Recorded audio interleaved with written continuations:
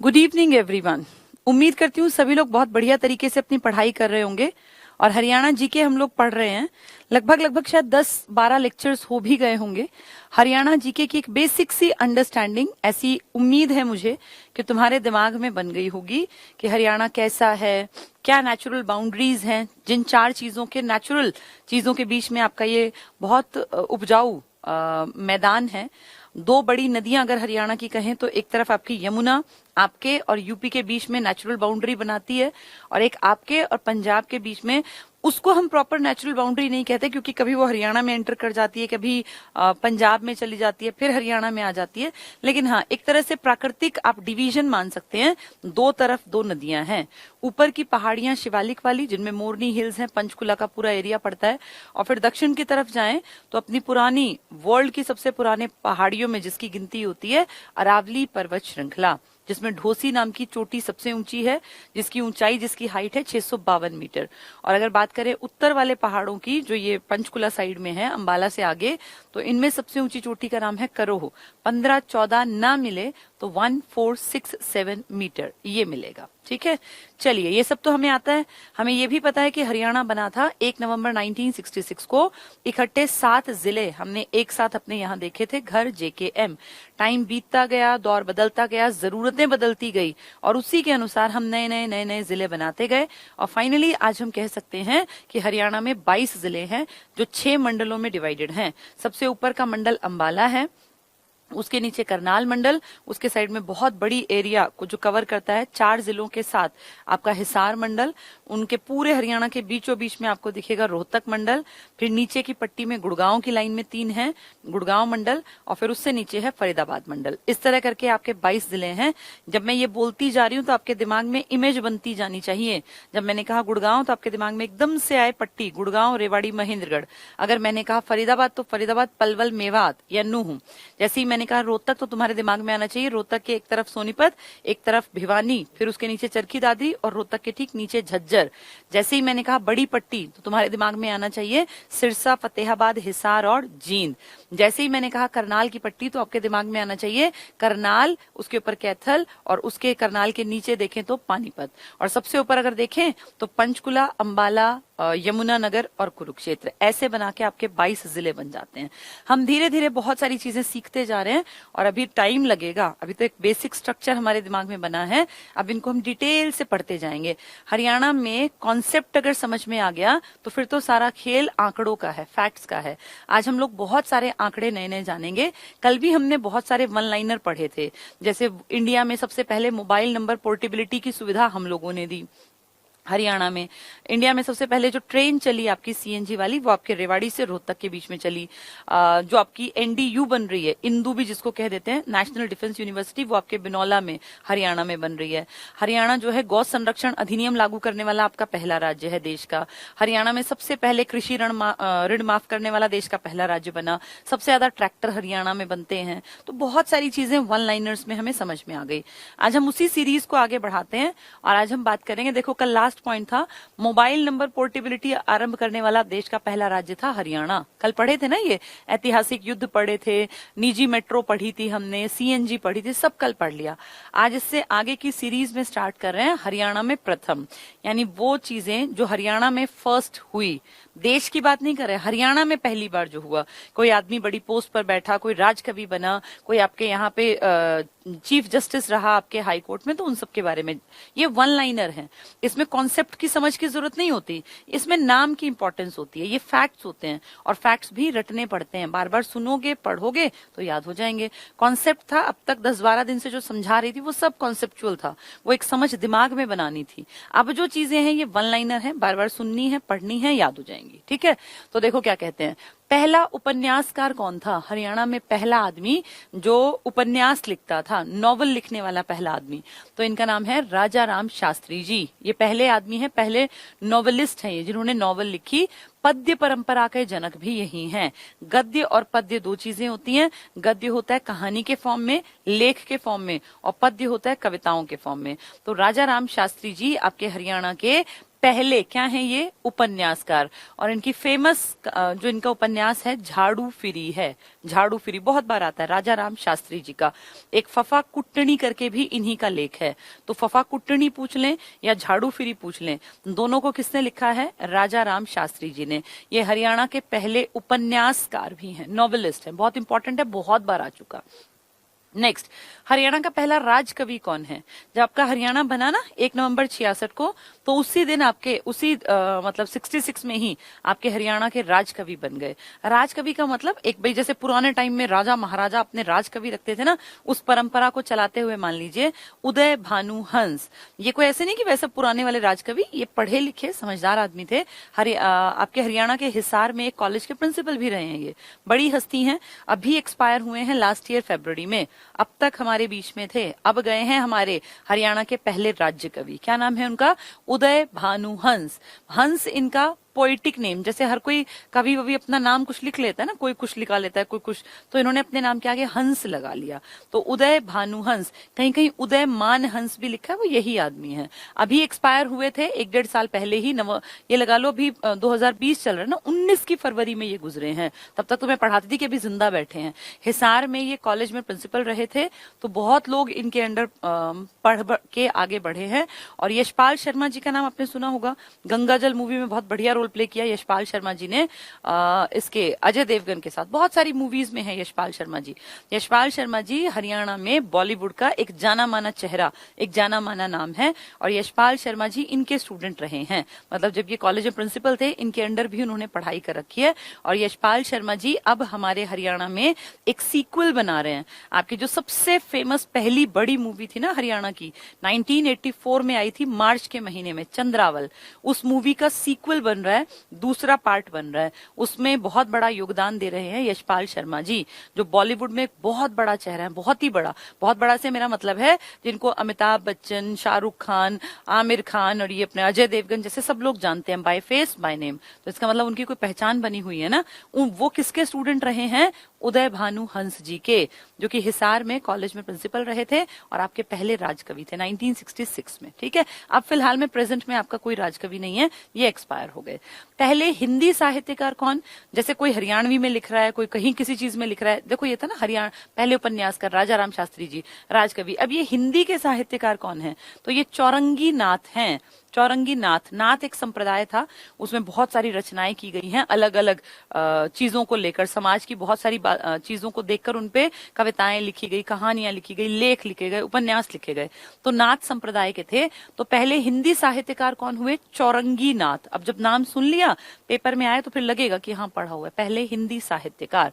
पहली पत्रिका हरियाणा की कौन सी थी? हरियाणा शोध। जो मैगजीन निकली हरियाणा से, हरियाणा शोध। शोध समझते हो ना, रिसर्च। रिसर्च को हिंदी में शोध कहते हैं। तो हमारी पहली पत्रिका का नाम क्या है? हरियाणा शोध। ये आपकी पहली पत्रिका है हरियाणा से निकलने वाली। ठीक है। पहले हास्य व्यंग्य कवि कौन हुए, जो बहुत मजाकिया टाइप के कवि हुए? तो इनका नाम है मीर जाफर जट्ठाली। मीर जाफर वैसे एक आदमी था हिस्ट्री में, अगर आप इसको वैसे ढूंढो तो मीर जाफर निकलेगा, वो जिसने गद्दारी की थी ना प्लासी के युद्ध में। किसके साथ? सिराजुद्दौला, बंगाल के नवाब के साथ। बाद में वो बंगाल का नवाब बना दिया था अंग्रेजों ने, कठपुतली था, फिर हटा दिया था। फिर मीर कासिम बनाया था, फिर कासिम ने जब बगावत की तो वापस हटा के मीर जाफर बनाया। लेकिन ये वो मीर जाफर नहीं है, ये मीर जाफर जट्ठाली हैं महेंद्रगढ़ के, जो हरियाणा के पहले हास्य व्यंग्य कवि हैं, जो मतलब हास्य व्यंग्य की कविताएं लिखते हैं। क्या नाम है इनका? मीर जाफर जट्ठाली। नाम से ही लग रहा है कोई मजाकिया टाइप के। मीर जाफर जट्ठाली महेंद्रगढ़ को बिलोंग करते हैं। महेंद्रगढ़ से ही आपके बाबा रामदेव भी हैं, तो महेंद्रगढ़ से मीर जाफर जट्ठाली। पहले फिल्म निर्माता। निर्माता और निर्देशक दो शब्द है। निर्माता होता है बनाने वाला, जो पैसा लगाता है, जिसके घर से पैसा लगता है, जो प्रोड्यूसर होता है। और डायरेक्टर होता है जो उसको डायरेक्शन देता है कि भाई ये मूवी ऐसे शूट होना चाहिए, वाला सीन, इस सीन को हम पहाड़ों में शूट करेंगे, इसको हम रेलवे स्टेशन पे शूट करेंगे। वो डायरेक्शन देता है, ऐसे एक्सप्रेशन दो, यहाँ पे गाना ठीक है, यहाँ पे ये वाला सीन बढ़िया रहेगा, इसको बोलते हैं डायरेक्शन देना। तो डायरेक्टर होता है जो काम निकलवाता है लोगों से, हीरो से, हीरोइन से, बाकी कैरेक्टर से। और प्रोड्यूसर होता है जो पैसा लगाता है। तो आपके हरियाणा में जो पहला निर्माता था, निर्माण करने वाला, जो प्रोड्यूसर था, जिसने पैसा लगाया था, वो थे देवी शंकर प्रभाकर। प्रभाकर पूरा एक बैनर था, इसमें ये कई सारे भाई बंधु थे, इनका जैसे कपूर खानदान है ना, इस तरह प्रभाकर एक पूरा खानदान था। तो देवी शंकर प्रभाकर जो हैं, इन्होंने, ये निर्माता हैं, ये जो है प्रोड्यूसर है, इन्होंने पैसा लगाया था। जो प्रथम फिल्म निर्माता थे बड़े लेवल पे पैसा लगाने वाले, देवी शंकर प्रभाकर। ये नाम बार बार आएगा जब चंद्रावल का जिक्र होगा, जब मूवीज के बारे में डिटेल से पढ़ेंगे तो देवी शंकर प्रभाकर का नाम आएगा। देवी शंकर प्रभाकर ने ही उसकी कहानी लिखी थी। कौन सी कहानी? चंद्रावल की, जो हरियाणा की पहली पैसा अर्न करने के मामले में सबसे ज्यादा सक्सेसफुल मूवी थी। 1984 में मार्च में चली थी, और कहते हैं उसने एक ही थिएटर से, फरीदाबाद में है कोई थिएटर, वहां से अपनी सारी कीमत वसूल कर ली थी। उसके बाद तो उसने सिर्फ और सिर्फ कमाई की थी। पूरे उत्तर भारत में, हरियाणा में, राजस्थान में, यूपी में, दिल्ली में इसके शोज सुपर डुपर हिट गए थे। ये पहली मूवी थी जिसने फाइनेंशियली बहुत ज्यादा पैसा कमाया था। तो उसको बनाने में भी किसका बहुत बड़ा योगदान था? देवी शंकर प्रभाकर का। ये पहले निर्माता है, निर्माण करने वाले, खर्चा किया था इन्होंने। निर्देशक कौन होता है? जो निर्देश दे, डायरेक्शन दे, आनंद कुमार। ये आनंद कुमार जो है ना, इनको थोड़ा सा मैं बता देती हूँ, क्योंकि फिर जब डिटेल पढ़ेंगे तो तुम्हें दिक्कत नहीं होगी। अब ध्यान से समझना पहले। देवी शंकर जो हैं, इनके नाम के पीछे प्रभाकर लिख देते हैं, देवी शंकर प्रभाकर। प्रभाकर बैनर के नीचे, जैसे यशराज बैनर है, बहुत बड़ा बैनर, उसके नीचे ढेर मूवीज बनी, ऐसे देवी शंकर प्रभाकर जी ये निर्माता है। निर्माता कौन हुए? जो प्रोड्यूसर है। निर्माण करना, प्रोड्यूस करना होता है ना, प्रोड्यूसर, जिसका घर से पैसा लगता है। असली कमाई भी इसी को मिलती है। जो प्रोड्यूसर होता है ना, यही मेन फायदा उठाता है, लेकिन पहले पैसा लगाना पड़ता है, तब पैसा आता है। निर्देशक होता है डायरेक्टर, जो बताए कि कहाँ पे कौन सा सीन शूट करना है, कैसे क्या चीज शूट करनी है। आनंद कुमार कौन है? आनंद कुमार 1970 में आपके हरियाणा में एक, जिसको कह सकते हैं भाई पूरी तरह से हरियाणवी मूवी। हरियाणवी मूवी तो पहले भी बनी है, हरियाणा बना था 1966 में नवंबर में। तो एकदम से तो मूवी कौन बनाता? पहले हरियाणा को सेटल करना था। 1968 में आपके हरियाणा में हरियाणा के ऊपर एक मूवी बनी जिसको नाम दिया धरती। लेकिन ये पूरी हरियाणवी पिक्चर नहीं कह सकते आप इसको, मतलब इसमें पैसा किसी बाहर के आदमी का लगा, इसमें ऐसा नहीं कि हरियाणा का ही सब कुछ था। जो पूर्ण रूप से हरियाणवी मूवी थी वो 1970 में बनी, और उसका नाम था हरफूल सिंह जाट जुलानी। हरफूल सिंह जाट जुलानी, ये थी पहली, इसको कह सकते हो एवर हरियाणवी मूवी। इससे पहले प्रॉपर तरीके से हरियाणवी मूवी आप किसी को कह नहीं सकते। वैसे धरती है पहली, ये पेपर में आ चुकी है, इसलिए एक्सप्लेन कर रही हूं। अगर पूछे हरियाणा की पहली मूवी जो हरियाणा पर बेस्ड थी, तो आप कहेंगे धरती, 1968 में। इसके डायरेक्टर का, इसका कोई भी नॉलेज आपको मिलेगा नहीं, मैंने खूब सर्च किया, बहुत ज्यादा एक्सप्लेन नहीं है। लेकिन जिसको कहते हैं कि प्रॉपर तरीके से हरियाणवी पहली पिक्चर, तो वो 70 में बनी, हरफूल सिंह जाट जुलानी है, जिसको आनंद कुमार ने डायरेक्ट किया था। ये है वो 70 की मूवी जिसके बारे में ये बता रहे हैं, डायरेक्टर के बारे में। ठीक है, अब है हरियाणा का आदि कवि कौन था? आदि मतलब पुराना कवि। तो हरियाणा का आदि कवि था चंद्र बरदाई। कौन है ये चंद्र बरदाई? ये चंद्र बरदाई वो आदमी है जो बिलोंग तो करता है राजस्थान को, चौहानों के एक बहुत बड़े राजा है, और जिनमें दम था कि पूरे भारत के राजा बनते। पृथ्वीराज चौहान, पृथ्वीराज चौहान के राज कवि थे ये, पृथ्वीराज चौहान के दरबारी कवि थे। क्या नाम था इनका? चंद्र बरदाई। इन्होंने इनकी बड़ाई करने के लिए एक किताब लिखी जिसको बोलते हैं पृथ्वीराज रासो।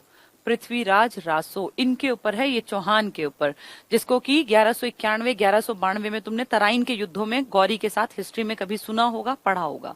तो पृथ्वीराज रासो किताब है, और ये बहुत बेहतरीन लिखी हुई किताब है। किसने लिखी है? चंद्र बरदाई ने। इस पृथ्वीराज रासो को जो लिखा गया है वो ब्रज भाषा में, आधे लोग हरियाणवी टिक कर देंगे, गलत हो जाएगा। किस भाषा में लिखी गई थी? ये ब्रज भाषा में।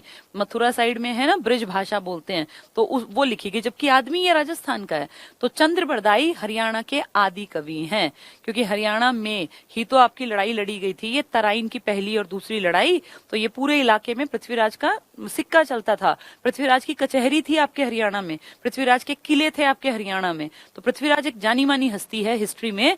उसका दरबार में एक आदमी कौन है? चंद्र बरदाई, जो कहलाता है हरियाणा का आदि कवि, मतलब प्राचीन कवि। अगर कहें हरियाणा का पहला राजकवि तो किसका नाम लोगे? उदय भानु हंस का। तो ये भी इंपॉर्टेंट कैरेक्टर है जो हमने चंद्र बरदाई पढ़ा। ठीक है, नेक्स्ट है हरियाणा का पहला मुख्य न्यायाधीश कौन था? हरियाणा का पहला मतलब होगा चंडीगढ़ हाई कोर्ट का। चंडीगढ़ हाई कोर्ट जो है ना आपका, ये भी हिस्ट्री में अगर उठा के देखें तो चंडीगढ़ हाई कोर्ट एक दिन में नहीं बना। सबसे पहले हमारा पूरे पंजाब का, हरियाणा का, हम सब का एक साझा हाई कोर्ट था लाहौर में। तो उस टाइम इतने केसेस कहाँ होते थे, लोग अपने आप ही निपटा लेते थे। तो जितने केसेस है हाई कोर्ट के नाम पे लाहौर में जाते थे। 1947 में लाहौर तो हमारे हाथ से चला गया, पाकिस्तान का हिस्सा बन गया। तो फिर आपका हाई कोर्ट जो बना वो हिमाचल प्रदेश में बना, शिमला में। और वहां 1947 में जो पहले जज थे उनका नाम था रामलाल। तो क्योंकि हरियाणा का भी वही कोर्ट था, इसलिए हम कहते हैं हमारे रामलाल थे 1947 में।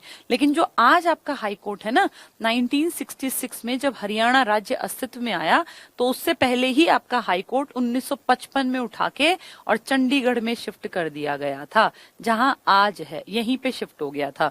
तो 1966 में जब हरियाणा अस्तित्व में आया उस टाइम आपके यहाँ पे चीफ जस्टिस थे मेहर सिंह। तो दो अलग अलग क्वेश्चन बन गए। अगर पूछें जब हरियाणा अस्तित्व में आया तब हाई कोर्ट का मुखिया कौन था, तो आप टिक करेंगे मेहर सिंह। और कहें जब आजाद हुआ भारत तब हरियाणा हाई कोर्ट में कौन था, तो उसका मतलब है वो रामलाल जी के बारे में पूछ रहे हैं। ठीक है, तो पहले मुख्य में दो आंसर ठीक हैं। अगर वो 47 की घटना पूछे तो रामलाल, और 66 की घटना पूछे तो मेहर सिंह। ये याद कर लो, इनकी मेहर से ही हमारा राज्य अलग से बन पाया, वरना नहीं बन पाता। सिर्फ समझने के लिए, हुआ नहीं था ऐसा, तो मैं याद रह जाए इसलिए बता रही हूँ। नेक्स्ट क्या है, पहला पुरुष विधानसभा अध्यक्ष। इसको भी ध्यान से सुनो। हमारे यहाँ पर हरियाणा में विधानसभा है, एक सदन है ना विधानसभा, विधान परिषद तो है ही नहीं। आपकी विधानसभा जब हरियाणा बना 1 नवंबर 1966 को, तो अब इलेक्शन तो आपके जाके मार्च 67 में हुए। उससे पहले आपके राज्य में काम चल रहा था, और मैंने कल भी बताया था 54 MLA पंजाब से अलग होके हरियाणा में काम करने के लिए आ गए। और फिर आपके जो इलेक्शन हुए थे वो 81 सीट्स पर हुए थे 1967 में। और फिर आपके 1971 की जनगणना के आधार पर 90 सीट्स बना दी गई थी, और आज तक ये सीट्स इतनी ही हैं, 90 ही सीट है। पहले 81 थी, लेकिन बाद में जब 71 की जनगणना देखी गई तो उसमें जनसंख्या के अनुसार आपकी सीटों की संख्या बढ़ाकर 90 कर दी। आज तक 90 ही चल रही है। तो अब इसमें ये क्यों बता रही हूं मैं आपको, क्योंकि इन 54 MLA ने भी बैठकें स्टार्ट कर दी थी। और आप नवंबर में आपका राज्य बना ना, दिसंबर में आपके राज्य में विधानसभा की बैठक हुई, जिसकी अध्यक्षता एक औरत ने की थी। उस औरत ने क्यों की, क्योंकि उसको एक्सपीरियंस था, वो ऑलरेडी पंजाब में डिप्टी स्पीकर रहकर आई थी। तो उसी को हमने, वो यहाँ आई थी तो हमने बना लिया। वही है ये नाम जो लिखा है ना, ये तो पुरुष पूछ लिया। अब इसमें महिला नहीं आया, महिला आएगा तो शन्नो देवी का नाम आएगा। शन्नो देवी, ये बहुत इंपॉर्टेंट पॉइंट है, कई बार पूछा गया।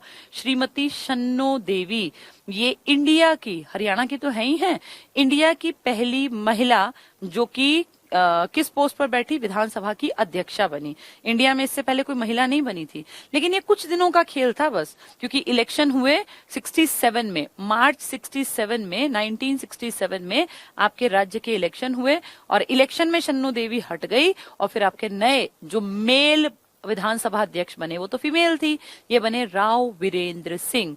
राव, इस नाम की बहुत इंपॉर्टेंस है हरियाणा में, क्योंकि आप एक वीर का नाम जानते होंगे, राव तुलाराम, सुना होगा सब लोगों ने नाम राव तुला। इसको मिटा दूं, मैं समझ में आ गया होगा ये।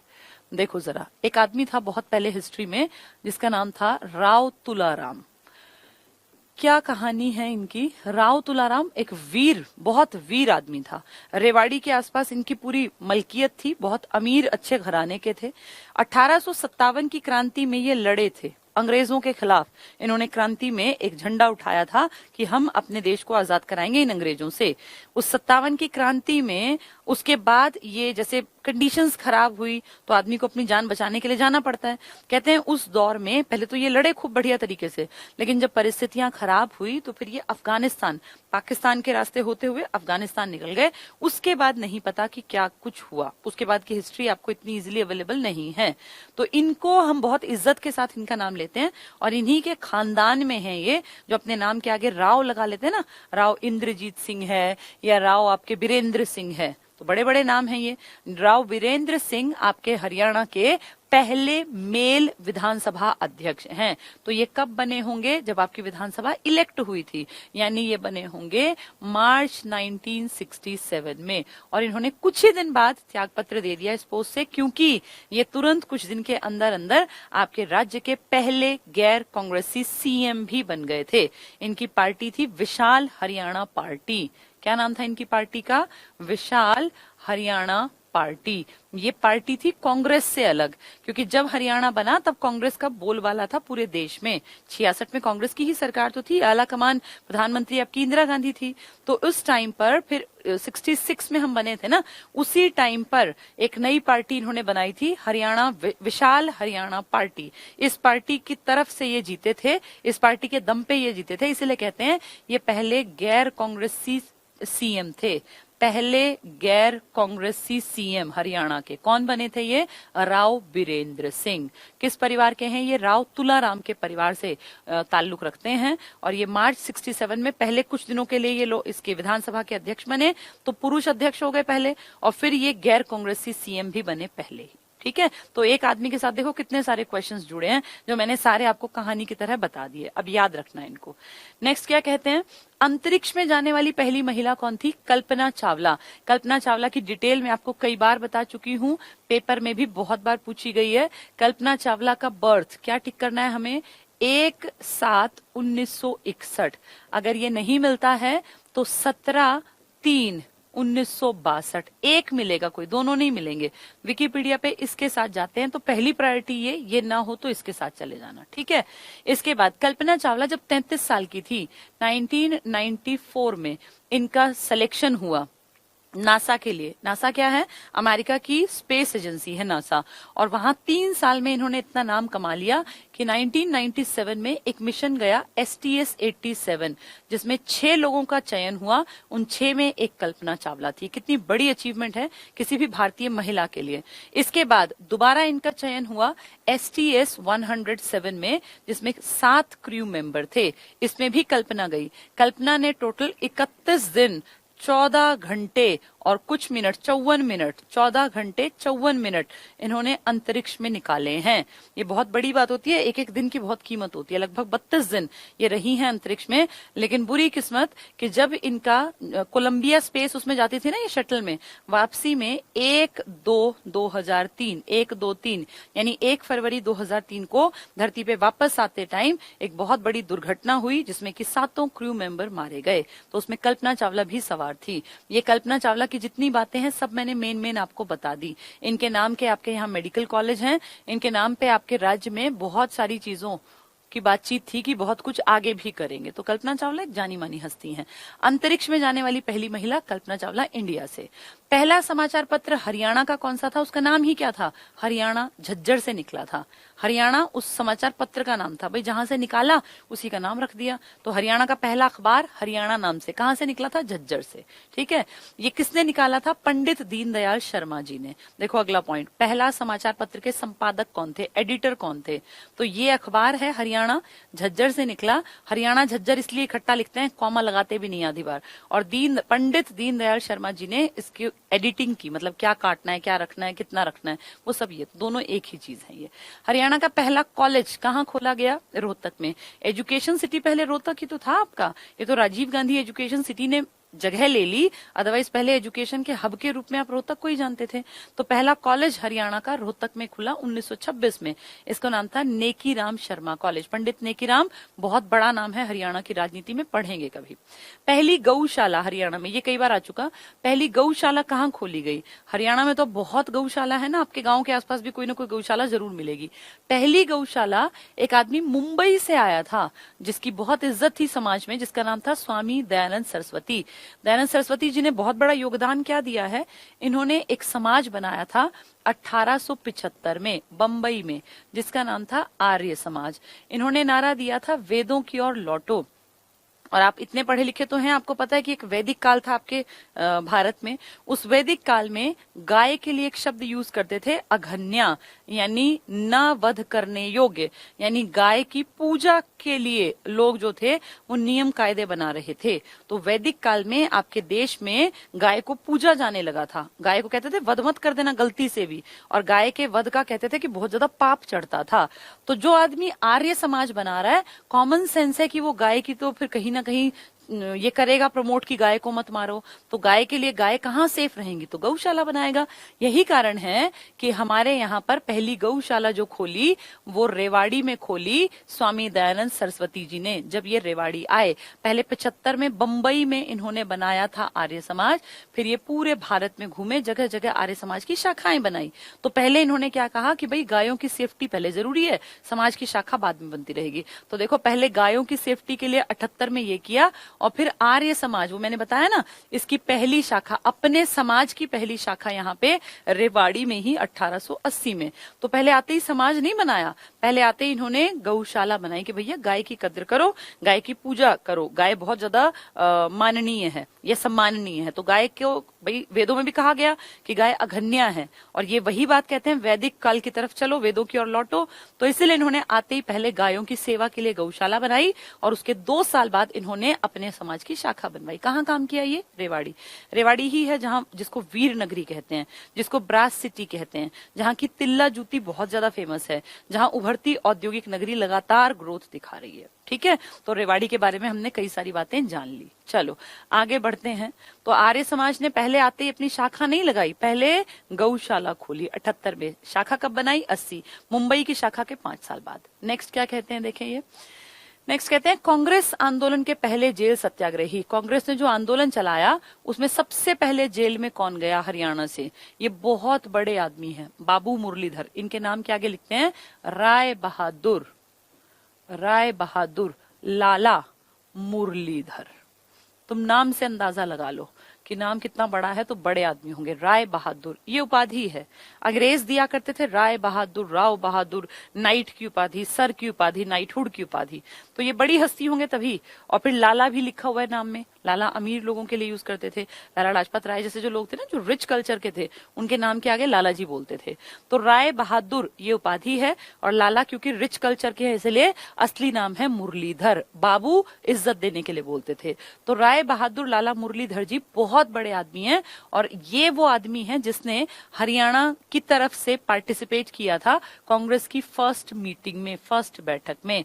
राय बहादुर लाला मुरलीधर गए थे, और ये grand old man of Punjab, ये हरियाणा भी कहलाते हैं। Grand old man of Haryana कौन है? राय बहादुर लाला मुरलीधर। ठीक है, नेक्स्ट देखें सनातन धर्म। कौन सा सनातन धर्म है?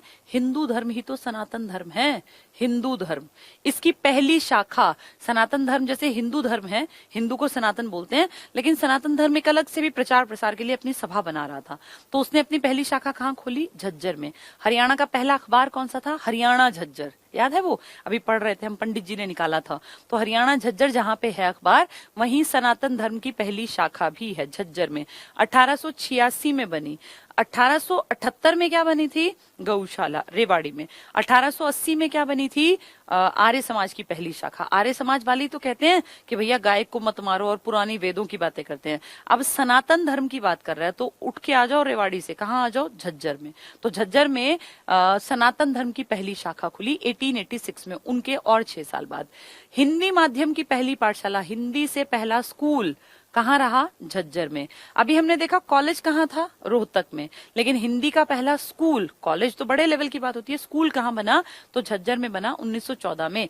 कॉलेज रोहतक में बना था 1926 में। तो पहले स्कूल बनेगा फिर ही तो कॉलेज बनेगा। तुम ये देखो 14 से 26 में कितने साल हो गए? 12 साल हो गए ना। तो जब पहले स्कूल की एजुकेशन पूरी करेंगे तभी तो कॉलेज की बात करेंगे। स्टार्टिंग में कॉलेज कैसे बनाए? तो हमने पहले स्कूल खोला। स्कूल कहाँ खोला? पहली पाठशाला जो हिंदी मीडियम की, अंग्रेजी तो पढ़ रहे थे पहले से, हिंदी मीडियम की झज्जर में। और झज्जर में ही सनातन धर्म की पहली शाखा भी थी। तो हिंदी धर्म, भाई हिंदू हैं तो हिंदी माध्यम की तो बात करेंगे ना। ये झज्जर में है दोनों। रोहतक में कॉलेज 1926 में खुला। पहला कैंसर संस्थान कहाँ है? आप सब जानते हो कैंसर लगातार बढ़ती बीमारी है, और कैंसर ऐसा सच कोई रोग नहीं है, लेकिन जितने हमारे शरीर में सेल होते हैं ना, वो सेल जब, जैसे मान लीजिए हमारे शरीर में 10 लाख सेल हैं, एक एग्जाम्पल है सिर्फ, और किसी के शरीर में 10 से वो 12 लाख हो गए, तो इसको कोई ना कोई कैंसर है। जब सेल्स की मात्रा बहुत ज्यादा बढ़ जाती है, अनवांटेड सेल्स की, तो इसको हम कहते हैं बीमारी हो गई कैंसर। कैंसर वैसे कहते हैं आयुर्वेद वाले कि हर इंसान के शरीर में टेंडेंसी होती है कि उसके सेल बढ़ते हैं, साल में 2 बार जरूर आपके शरीर के सेल बढ़ते हैं, लेकिन अगर आप डाइट अच्छी लेते हैं, आबो हवा अच्छी है, तो वो सेल आपकी इम्यूनिटी से अपने आप मर जाते हैं। लेकिन आजकल जैसे जैसे देखो धीरे धीरे गंदगी बढ़ती जा रही है, केमिकल्स हैं खान पान में, हवा में, हर चीज में मिलावट है, इसीलिए लगातार शरीर की इम्यूनिटी वीक होती जा रही है। और शायद यही कारण है कि पहले कैंसर सिर्फ मूवीज में सुनते थे, कैंसर जैसे रोग, लेकिन अब घर घर में बहुत सारे लोगों को सुनने में आता है। और आप देखो रिश्तेदारी में कहीं ना कहीं आपने जरूर सुना होगा कि फलां के रिश्तेदारी में कैंसर है। अब कैंसर घरों में घुसने लग गया। पहले कैंसर एक दूर की बीमारी, क्योंकि आबो हवा अच्छी थी, तो कैंसर के लिए हरियाणा में एक संस्थान बन गया, पहला कैंसर संस्थान। ये हमारे हरियाणा का बाढ़सा झज्जर में। एम्स है ना, all India institute of medical sciences, पहले सिर्फ दिल्ली में था, सफदरजंग अस्पताल के ठीक सामने, लेकिन अब देश में ढेरों एम्स बना दिए, जगह जगह रिसर्च कर रहे हैं। इंडिया के लेवल पे मेडिकल साइंसेज में रिसर्च करने के सेंटर हैं AIIMS, all India institute of medical sciences. तो ये आपका एम्स 2 कहाँ बन रहा है? झज्जर में। एक और कह रहे हैं रेवाड़ी में भी बनेगा, तो झज्जर में जो बन रहा है ना, इसमें है नेशनल कैंसर इंस्टीट्यूट बना दिया, एनसीआई, नेशनल कैंसर इंस्टीट्यूट। ये पूछेंगे एग्जाम में, क्योंकि मोदी जी खुद आए थे इसका इनॉग्रेशन करने लास्ट ईयर। तो आपके हरियाणा में कैंसर संस्थान कहाँ बनाया? देखो ये रहा, एनसीआई बोल रही थी मैं, नेशनल कैंसर इंस्टीट्यूट। कहाँ है ये झज्जर में है। पहला स्कूल कहाँ खुला था आपका? झज्जर में 1914 में। पहला कॉलेज कहाँ खुला? रोहतक में 1926 में। पहली महिला माउंट एवरेस्ट पर्वतारोही। अब तो आपके हरियाणा की लड़कियों ने, पता नहीं कितनी लड़कियां हैं जिन्होंने झंडे गाड़ दिए पर्वतारोहण के क्षेत्र में, लेकिन जो सबसे पहली महिला थी, ये कोई आज की नहीं है, ये काफी एज्ड हैं, और ये पर्वतारोही हैं संतोष यादव। संतोष यादव ने बहुत बड़ा करिश्मा किया, एक बार नहीं गई, वर्ल्ड में पहली महिला है जो लगातार 2 बार 1992 और 1993 में, दोनों बार मई के महीने में इन्होंने पर्वतारोहण किया, एवरेस्ट को फतेह करना, ये बहुत बड़ी बात है। आज आपको लगेगा नॉर्मल है क्योंकि अब बहुत सारी लड़कियां इस फील्ड में आ गई, लेकिन 90s की स्टार्टिंग में लड़कियों के लिए ये कोई मजाक नहीं था। और हरियाणा से बिलोंग करने वाली एक लड़की अगर इतनी ऊंचाई तक पहुंची तो सच में ये काबिले तारीफ है। तो संतोष यादव आपके राज्य के रेवाड़ी को बिलोंग करती हैं, और ये हरियाणा की, इनफैक्ट इंडिया की पहली महिला हैं जो माउंट एवरेस्ट पे चढ़ी हैं। इंडिया में तो वैसे बछेंद्री पाल है, लेकिन हरियाणा पूछेंगे तो संतोष यादव। बछेंद्री पाल 1 बार गई है माउंट एवरेस्ट पर, इंडिया में 2 बार जाने वाली अगर पूछ लिया तो आपकी संतोष यादव ही आएंगी, 1992 भी और 93 भी। वैसे इंडिया में पहली गई थी बछेंद्री पाल, लेकिन अगर पूछे हरियाणा से पहली तो संतोष यादव। लगातार 2 बार जाने वाली पूरे इंडिया में तो भी संतोष यादव, रेवाड़ी। ये वीर नगरी है, राव वाले परिवार के बारे में अभी हम यहीं पढ़ रहे थे। नेक्स्ट, पहला क्रिकेट टीम कप्तान कौन था? आपके हरियाणा को बिलोंग करने वाला पहला जो इंडियन क्रिकेट टीम का कप्तान था, सैफ अली खान के पिताजी थे। आपको पता है ना, सैफ अली खान के पिताजी जो थे, इनका नाम था नवाब मंसूर अली खान पटौदी। नवाब क्यों कहते थे? क्योंकि मुस्लिम कम्युनिटी भाई राजाओं को नवाब कहती है। पटौदी क्यों लिखा था? क्योंकि पटौदी नाम की जगह इनकी रियासत थी। तो ये ना रियासतों के, मैंने आपको पढ़ाया हुआ है ना कैसे इंडिया आजाद हुआ तो ब्रिटिश प्रांत थे, देसी रियासतें, ये रियासत के मालिक थे। 1971 में जब आपके संविधान में इंदिरा गांधी ने एक अमेंडमेंट किया, 26वां संविधान संशोधन, और कहा सबके रियासतों के पैसे जो प्रीवी पर्स देते थे, स्टार्टिंग में ना 565 रियासतें थी, 13 चली गई पाकिस्तान में, जो बच गई 552 वो इंडिया में। उनको हमने अपने देश में मिलाया, बदले में थोड़ा लालच देना पड़ा। ऐसी कोई क्यों अपनी प्रॉपर्टी हमें कहता कि हम इंडिया में मिलेंगे? हमने ये कहा कि आपकी प्रॉपर्टी एज इट इज रहेगी, हम आपको प्रीवी पर्स देंगे। पर्स में पैसे रखते हैं ना, तो उससे याद कर लेना, प्रीवी पर्स। इसको ध्यान से सुनो सभी लोग, ये प्रीवी पर्स कहलाई।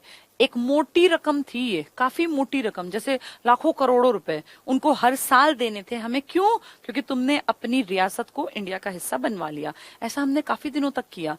1950 से लेके और 1971 तक 21 साल तक देश की जनता जो कितनी गरीब रही होगी, आप सोचो, उस टाइम को हम अमीर नहीं थे, लेकिन हमारे टैक्स से इकट्ठा करके पैसा उन राजा महाराजाओं के खानदानों को देते थे प्रीवी पर्स के नाम पर। बहुत मोटी रकम थी, अच्छी खासी मोटी रकम।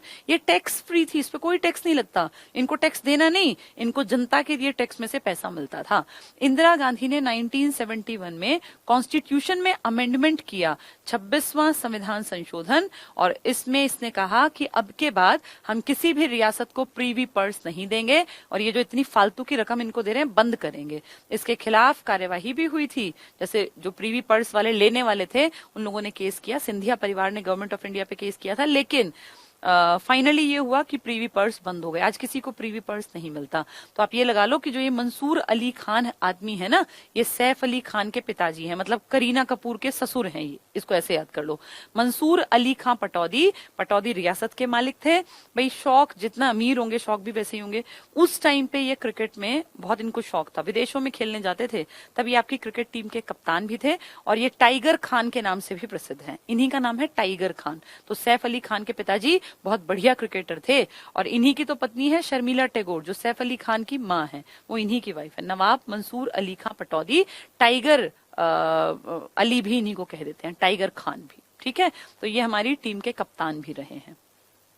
चलिए नेक्स्ट, हरियाणा से संबंधित अन्य प्रथम तथ्य, छोटी छोटी चीजें जो टेबल के फॉर्म में है, जो मैंने पढ़ाया ना, उसी में से बहुत सारी चीजें रिपीट और बहुत सारी नई भी हैं। अब आपको ये सब चीजें आनी चाहिए, जबानी याद हो, ये कोई आपसे पूछे तो ये आपको आती हो।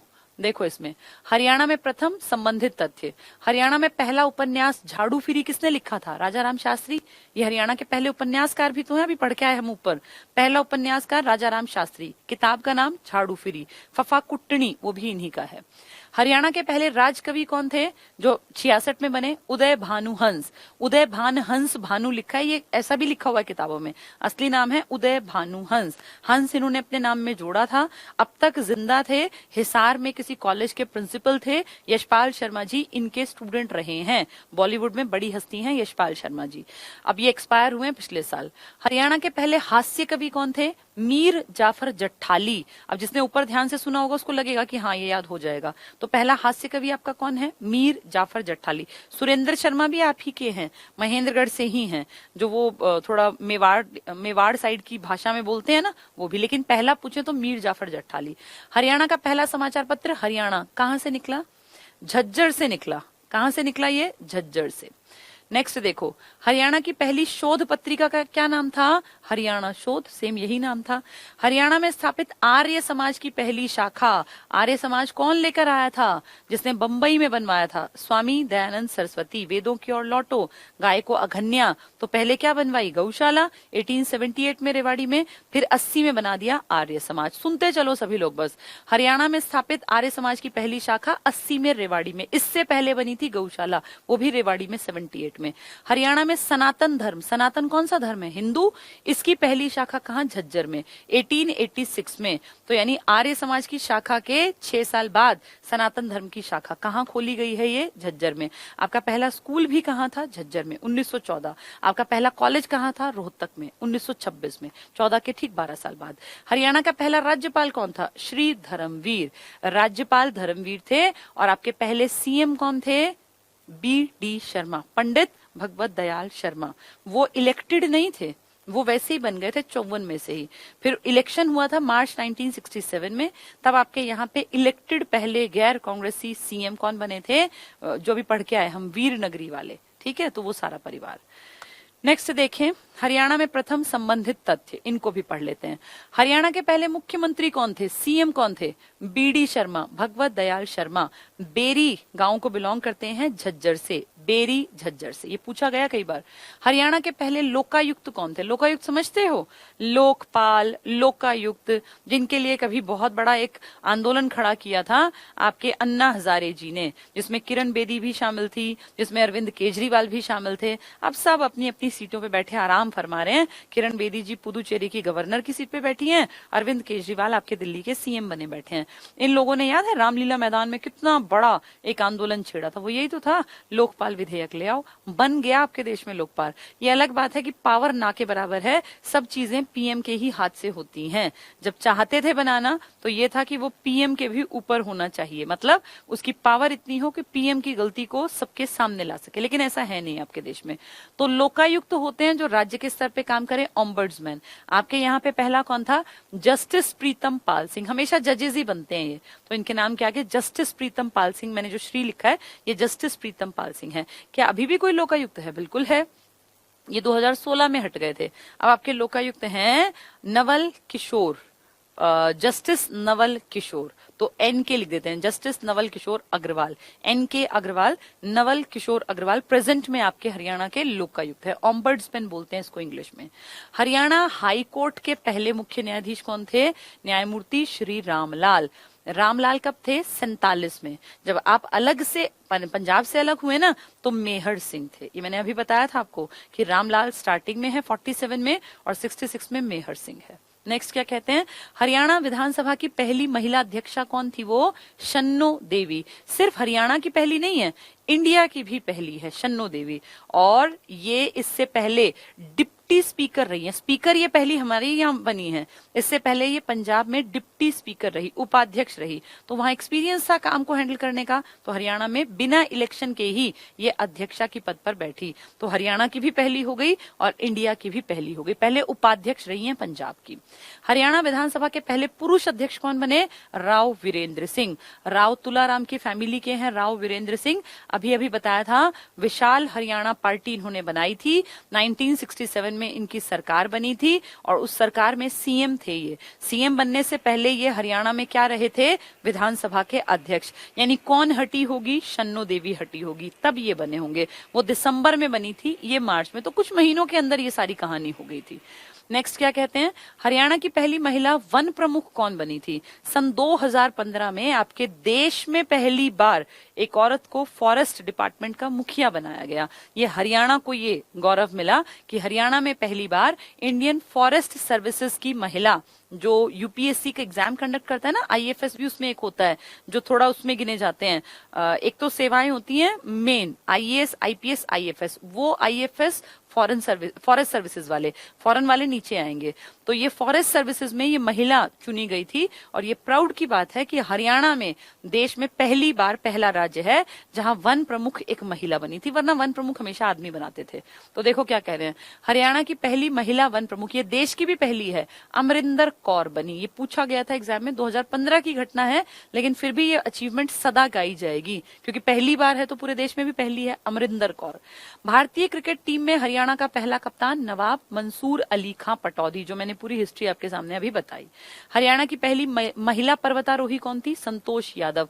कहाँ की है? रेवाड़ी की। कौन से 2 सन लगातार गई? 1992, 1993। रेवाड़ी की महिला है ये। 2 अलग डायरेक्शन से इन्होंने उस चोटी को फतह किया, बहुत बड़ी अचीवमेंट है।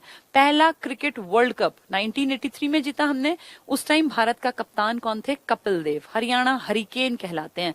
वैसे सच में ये हरियाणा में जन्मे नहीं है, लेकिन जब बात हो रही है तो हम कहते हैं हमारे ही हैं ये, हरियाणा हरिकेन। वैसे इनका जो मेन एरिया है ना वो चंडीगढ़ है, पर चंडीगढ़ भी तो हम अपना ही मानते हैं, हमारी भी तो राजधानी है, तो इसलिए हमने कह दिया हरियाणा हरिकेन।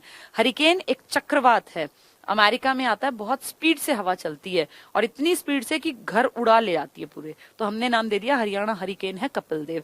इनकी कप्तानी में जीते थे हम 83 पहली बार वर्ल्ड कप 1983 में। हरियाणा का पहला कैंसर संस्थान कहाँ बना? अभी बताया मैंने, बाड़सा झज्जर में बना, नेशनल कैंसर इंस्टीट्यूट NCI। खुद मोदी जी इसका इनॉग्रेशन करने झज्जर आए थे। झज्जर में ही आपका पहला स्कूल था, अभी पढ़ रहे थे 1914 में, हिंदी माध्यम वाला। हरियाणा का पहली यूनिवर्सिटी कौन सी है? हरियाणा 66 में बना, उससे ठीक 10 साल पहले एक यूनिवर्सिटी बनी और उसके ठीक 10 साल बाद भी एक यूनिवर्सिटी बनी। एक KU है, कुरुक्षेत्र यूनिवर्सिटी, धर्म नगरी है ना, वो हरियाणा बनने से 10 साल पहले बन गई थी 1956 में, और हरियाणा बनने के 10 साल बाद यानी 1976 में आपकी MDU रोहतक वाली बनी। रोहतक में वैसे कॉलेज कब बन गया था? अंग्रेजों के टाइम में, 1926 में पहला कॉलेज। चलिए पढ़ते हैं। हरियाणा का पहला विश्वविद्यालय केयू है कुरुक्षेत्र में 1956 में खुद इसकी नींव रखने आए थे डॉक्टर राजेंद्र प्रसाद, जो आपके देश के राष्ट्रपति थे। तो बहुत बड़ी बात है, ये केयू की नींव डॉक्टर राजेंद्र प्रसाद ने रखी है। हरियाणा का पहला कॉलेज अभी हम पढ़ के आए, पंडित नेकीराम शर्मा कॉलेज। कहां पर है ये आपके रोहतक में है, 1926 में खोला गया। हिंदी माध्यम का पहला स्कूल 1914 में झज्जर में खोला गया। आपका पहला अखबार क्या था, हरियाणा झज्जर से निकला था। तो पंडित नेकीराम शर्मा कॉलेज कहाँ है, ये रोहतक में, 1926 में। भारत और एशिया का सबसे बड़ा पशु फार्म आपके हरियाणा के हिसार में है। यहीं के कॉलेज में प्रिंसिपल थे उदय भानुहंस, जो आपके पहले राजकवि भी रहे हैं, पिछले साल एक्सपायर हुए हैं। हरियाणा की पहली फिल्म निर्माता जिन्होंने प्रोड्यूस किया, पैसा लगाया, तो देवी शंकर प्रभाकर थे।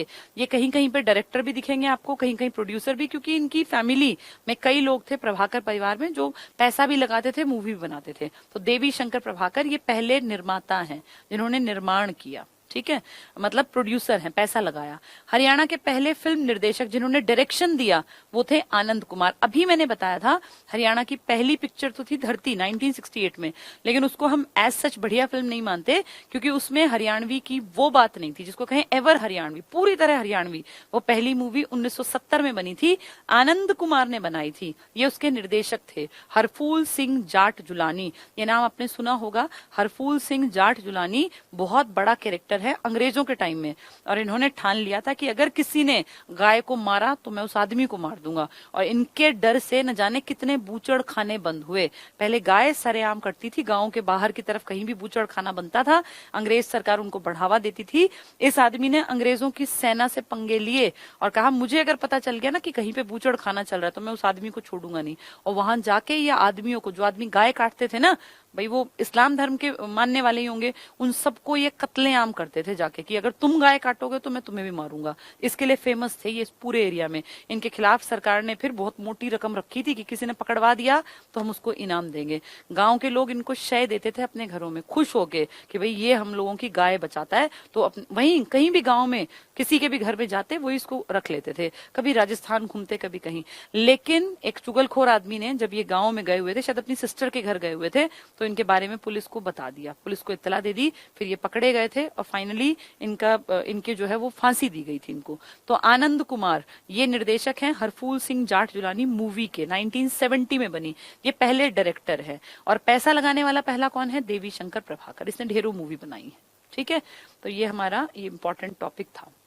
नेक्स्ट है हरियाणा का सबसे बड़ा और सर्वाधिक, मतलब कोई ऐसी चीज की बहुत फेमस हो हरियाणा में, तो उनके बारे में लगभग चीजें तुम्हें समझ में आ रही होंगी, ऐसा मुझे लग रहा है, क्योंकि अब तुम्हें ना एक बेसिक स्ट्रक्चर हरियाणा का समझ में आ गया। अब फैक्ट्स हमें आसान दिखेंगे। तो क्या कह रहे हैं, हरियाणा में बड़ा या सर्वाधिक कोई किसी चीज में बड़ी चीज है, उससे संबंधित तथ्य हैं। एक एक करके बताती रहूंगी, ये भी तुम्हें आधे से ज्यादा देखना आते मिलेंगे, सुने हुए तुमने। हरियाणा में सबसे ऊंची चोटी कौन सी है, करोह चोटी, 1467 मीटर। अगर ना मिले तो 15-14, दोनों मिल गई तो 1467, क्योंकि विकिपीडिया पे आप डिटेल पढ़ेंगे, जो सर्वे ऑफ ये गवर्नमेंट ऑफ इंडिया जो सर्वे कराती है उसमें 1467 दिया हुआ है। वैसे किताबें 15-14 कहती हैं। हरियाणा में सबसे ज्यादा वर्षा, हरियाणा का चेरापूंजी जिसको कहते हैं, छछरौली, कहाँ है ये, यमुनानगर, ये मैंने कई बार बताया आपको। हरियाणा की सबसे लंबी नदी है घग्गर नदी, हरियाणा में बहने वाली। वैसे यमुना है मेन नदी, लेकिन घग्गर भी आपकी लंबी नदियों में गिनी जाती है। 250 किलोमीटर बिल्कुल नहीं है, ये 320 किलोमीटर है। ये गलत दिया हुआ है, लेकिन अगर ऑप्शन में ना मिले तो 250 के साथ चले जाना, ठीक है। यहाँ यमुना के बारे में जब नदी पढ़ाऊंगी ना तो मैं आपको डिटेल बताऊंगी उसकी और इसकी लंबाई, इनका कितना हिस्सा हरियाणा में है, कितना पानी हम यूज करते हैं, इन पे कौन कौन से बांध हैं। यहाँ तो सिर्फ ये फॉर्मेलिटी के लिए एक टॉपिक है, नदी के टॉपिक में डिटेल सब कुछ पढ़ेंगे। नेक्स्ट क्या कहते हैं, ये क्षेत्रफल की दृष्टि से हरियाणा का सबसे बड़ा जिला कौन सा है, सिरसा। कितना एरिया है, 4277 वर्ग किलोमीटर। याद होगा ना, कई बार बताया। सबसे छोटा याद रखना फरीदाबाद का 743 स्क्वायर किलोमीटर, और सबसे लंबा 4277 वर्ग किलोमीटर सिरसा। यहाँ की आबादी का घनत्व सबसे कम है, 303 व्यक्ति प्रति वर्ग किलोमीटर। वैसे एरिया में सबसे बड़ा। कितने जिलों को टच करता है, सिर्फ एक जिले को, फतेहाबाद को, इकलौते फतेहाबाद को टच करता है ये सिरसा, इंपॉर्टेंट है। सर्वाधिक वन क्षेत्र वाला जिला, सबसे ज्यादा आपके यहाँ पे कहाँ वन है, पंचकुला में। पहाड़ी इलाका है पूरा, तो वन तो होंगे ही। 33% से भी ज्यादा वन है यहाँ, तो बहुत बड़ा एरिया इनका वन से घिरा हुआ है। तभी आबादी कम है यहाँ। याद है आबादी 5 लाख प्लस में थी, बाकी सबकी 10 लाख, 9 लाख, 12 लाख, 18 लाख भी थी, आपके फरीदाबाद की 17 भी थी। हरियाणा का सर्वाधिक सड़कों की लंबाई वाला, ये अब गलत है, भिवानी नहीं है अब, क्योंकि भिवानी तो कट गया ना चरखी दादरी में, इसमें जींद आंसर आएगा अब। सर्वाधिक जनसंख्या वाला जिला फरीदाबाद है, औद्योगिक नगरी भी फरीदाबाद है, सबसे ज्यादा अगर कहें एरिया में छोटा सबसे तो वो भी फरीदाबाद, लेकिन शहर सबसे बड़ा फरीदाबाद। कितनी अजीब बात है, जिला सबसे छोटा, शहर सबसे बड़ा, सबसे ज्यादा आबादी 2000 कितना 2442 ना, यानी 2442 व्यक्ति प्रति वर्ग किलोमीटर, तो कितना पास पास रहते हैं। हरियाणा का 573 और इनका 2442 वर्ग किलोमीटर, व्यक्ति प्रति वर्ग किलोमीटर।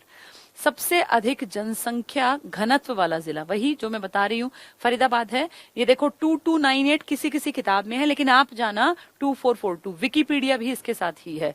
2442 लगभग 2500 व्यक्ति प्रति वर्ग किलोमीटर, इतने आदमी एक वर्ग किलोमीटर में रहते हैं। फरीदाबाद छोटा सा है, 743 स्क्वायर किलोमीटर, और आबादी 18 लाख की लेके बैठे हैं, तो ऑब्वियस सी बात है कि घनत्व ज्यादा होगा यहाँ। घनत्व समझते हो ना, एक लिमिटेड एरिया में कितने लोग रहते हैं उसको घनत्व बोलते हैं। हरियाणा का सर्वाधिक चावल उत्पादक जिला, सबसे ज्यादा चावल कहाँ है, के की पट्टी में, करनाल, कैथल, कुरुक्षेत्र, इन तीनों में सबसे ज्यादा करनाल में, लेकिन चावल की वैरायटी ज्यादा है आपके कुरुक्षेत्र, इसमें कैथल में। इस बात पे थोड़ा सा गौर करना, अगर पेपर में आ जाए सर्वाधिक चावल, इसने डायरेक्ट पूछ लिया मैक्सिमम तो करनाल, लेकिन अगर ये कहता कि इसमें किस्में ज्यादा किसकी हैं, ज्यादा किस्में, तो आप कहते किस्में ज्यादा हैं कैथल में। जो आपका कैथल डिस्ट्रिक्ट है ना, यहाँ पे चावल की वैरायटी, पता नहीं कौन कौन सी वैरायटी के चावल पैदा होते हैं। ज्यादा चावल करनाल में है, लेकिन किसमें ज्यादा है आपके कैथल में। ठीक है, चलिए आगे बढ़ते हैं। हरियाणा का सबसे बड़ा गेहूं उत्पादक जिला कौन सा है, सिरसा। एरिया में नंबर 1 सिरसा, और जनघनत्व में सबसे कम, क्योंकि इतना बड़ा एरिया तो लोग कम रहते हैं यहाँ पर। गेहूं सबसे ज्यादा, ये मैंने आपको बताया था, देखो गाय सबसे ज्यादा, गेहूं सबसे ज्यादा, क्षेत्रफल सबसे ज्यादा, फल सबसे ज्यादा, सब्जियां सबसे ज्यादा कहाँ मिलेंगी, आपके सिरसा में। हरियाणा का सर्वाधिक पशुओं वाला जिला कौन सा है, हिसार। सर्वाधिक पशुओं वाला, वैसे नंबर वाइज पढ़ाऊंगी मैं कि गाय ज्यादा कहाँ, क्योंकि गाय तो यहाँ है, भैंस ज्यादा जींद में, फिर ऐसे गधे ज्यादा कहाँ, ये पढ़ने पड़ते हैं। पिछली बार सुअर पूछ लिया था, तो सर्वाधिक पशुओं वाला जिला हिसार। भिवानी में भी पशु संख्या बहुत ज्यादा है, लेकिन भिवानी से अब कट गया ना, इसीलिए। हरियाणा का सबसे शिक्षित जिला, सबसे पढ़े लिखे लोग कहाँ है, गुड़गांव। बहुत अच्छी बात है, लेकिन इसके साथ एक दुख की बात भी है कि सबसे खराब लिंगानुपात भी गुड़गांव का ही है। 854 महिलाएं हैं प्रति 1000 पुरुषों पर, जो बेहद शर्मनाक है, क्योंकि पढ़ाई में अगर नंबर 1 हो तो ये दिखना भी चाहिए ना कि कन्या भ्रूण हत्या नहीं कराते। सबसे खराब लिंगानुपात है सबसे पढ़े लिखे लोगों का। यहाँ की महिलाएं सबसे ज्यादा पढ़ी लिखी हैं। यहाँ टोटल आबादी भी पढ़ी लिखी है, आदमी पढ़े लिखे इनके नहीं है ज्यादा, आदमी है रेवाड़ी के पढ़े लिखे ज्यादा, लेकिन टोटल ज्यादा पढ़े लिखे गुड़गांव में नंबर 1 है। महिलाएं सर्वाधिक शिक्षित गुड़गांव में है, आदमी पूछे तो रेवाड़ी के साथ जाना। सर्वाधिक लिंगानुपात, सबसे बढ़िया लिंगानुपात किसने दिखाया, जो सबसे कम पढ़ा लिखा था। याद है 54% पढ़ रहे थे हम यहाँ कि कितनी कम पढ़े लिखे लोग हैं, लेकिन इस चीज में देखो कितनी अच्छी बात है, ये कितने समझदार हैं कि ये माँ के गर्भ में कन्या भ्रूण हत्या नहीं कराते। 907 लड़कियां हैं इनके यहाँ 1000 पुरुषों के मुकाबले, है तो 1000 से कम, लेकिन फिर भी बाकियों की अगर हालत देखूं, 854 को अगर कंपेयर करूं तो ये फार बेटर है, बहुत बेहतर है गुड़गांव से। गुड़गांव होगा पढ़ाई में नंबर 1, लेकिन मेवात की बराबरी लिंगानुपात में नहीं कर पाया, तो इससे दिखता है कि मेवात कहीं जाके नंबर 1 भी है। हरियाणा का सबसे गर्म जिला हिसार, ये बदल सकता है क्योंकि हर साल टेम्परेचर में वेरिएशन आता है। हो सकता है अगले साल मई जून में टेम्परेचर आपको हिसार का कम मिले और सिरसा का ज्यादा, तो ये बदल सकता है। हाँ, मेजोरिटी देखें तो हिसार का टेम्परेचर बाकियों से ज्यादा रहता है। हरियाणा का सबसे छोटा और न्यूनतम, ये अभी नहीं पढ़ाती क्योंकि बहुत सारी चीजें एक साथ पढ़ोगे तो दिमाग में खिचड़ी सी पक जाएगी। चलिए, आज हमने बहुत सारे फैक्ट्स के बारे में जाना। हरियाणा में लंबा देखा, ऊंचा देखा, चोटी, सब कुछ पढ़ लिया हमने। अब इन सब चीजों को तुम्हें घर पे खुद पढ़ना पड़ेगा, खुद पढ़ोगे तो याद होगा। सीधी स्पष्ट बात है, हर किसी को अपने हिस्से की मेहनत खुद करनी पड़ती है। मैं किसी के बदले पेपर में जाके नहीं बैठ सकती, ना ही मेरी मेहनत तुम्हारे काम आनी। मेरी मेहनत मेरे काम आनी है, मैं अच्छा पढ़ा रही हूँ, ये मेरी मेहनत है, मेरे काम आएगी। तुम अच्छा पढ़ो, वो तुम्हारी मेहनत होगी, वो तुम्हें नौकरी दिलवाएगी, वो तुम्हें सफल बनाएगी। तो खूब पढ़ो, खुश रह के पढ़ो, जितना खुश रह के पढ़ोगे उतना ज्यादा याद कर पाओगे। ठीक है, कल और परसों सैटरडे को क्लास नहीं होगी, संडे को भी मैं क्लास नहीं लूंगी। अब हम मिलेंगे मंडे की क्लास में। आधे लोग कल फिर परेशान होंगे, अभी बता रही हूँ इसलिए। कल शाम की ये वाली क्लास में हरियाणा जीके की नहीं लूंगी, अब मैं मंडे को आपकी क्लास लूंगी। फिर ये आंकड़े और जितने रह गए हैं इस चैप्टर को कंप्लीट करेंगे मंडे को, ठीक है? चलिए, थैंक यू, गुड नाइट।